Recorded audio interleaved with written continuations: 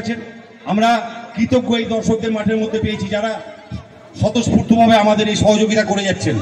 তো দুই টিমকে আমরা যে অ্যানাউন্সমেন্ট করলাম, দিগড়া কোন দল আছে এবং বি গ্রুপ কোন দল আছে, এবং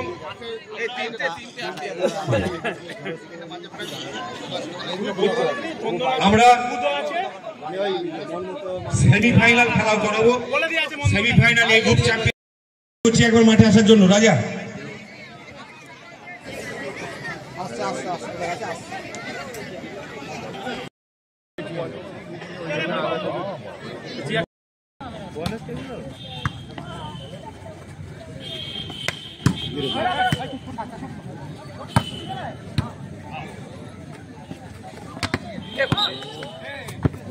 টাচ আউট।